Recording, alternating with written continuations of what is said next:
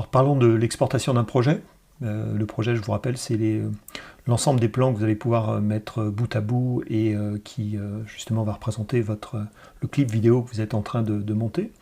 Donc là, la première des choses quand on veut exporter un projet, c'est bien entendu de l'ouvrir. Ça paraît logique, mais si je double-clique sur ce projet que je viens de créer ici, et bien à partir du moment où il aura été sélectionné ici dans l'ensemble, dans l'espace de travail projet vidéo, enfin toute la partie rush et projet Final Cut, eh bien vous pourrez à ce moment-là l'exporter et donc soit à nouveau vous passez par fichier, partager et vous allez choisir le format qui vous intéresse. Vous pouvez, je vous le rappelle, également aller en haut à droite, exporter audio et vidéo, ou alors vous pouvez tout simplement, eh bien, puisque c'est ici le réglage par défaut que l'on veut effectuer, eh bien venir tout simplement faire commande E et à ce moment-là on pourra lancer l'exportation.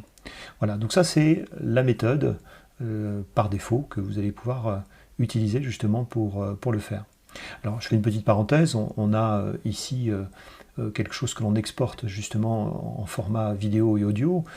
Si vous ne vouliez pas passer par l'ajout d'une destination parce que vous avez une volonté d'exporter temporairement et exceptionnellement dans un format que vous n'utilisez pas d'habitude, et bien à ce moment-là, par exemple, un codec un peu moins compressif qui est le ProRes, et bien à ce moment-là, vous pourrez choisir directement le preset et venir ensuite exporter. Voilà, ça c'est l'exception, mais on considère que si vous passez par des ajouts de destination, c'est que vous avez déjà préenregistré justement ces réglages, que vous les avez testés, ou qu'on vous demande tout simplement justement ces pré-réglages systématiquement quand vous avez besoin de diffuser sur N plateformes.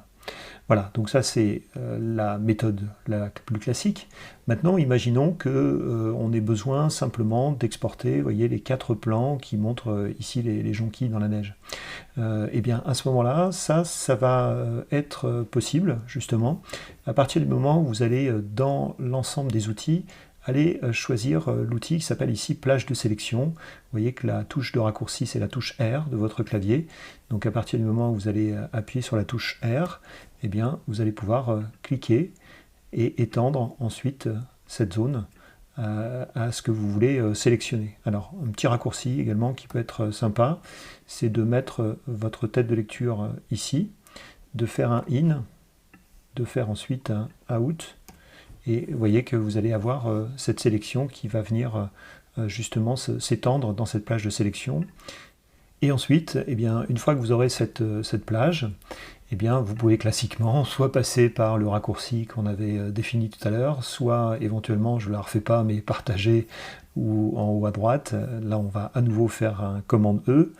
Alors, on peut scaler éventuellement et déplacer sa tête de lecture à cet endroit-ci de façon à avoir cette vignette par défaut.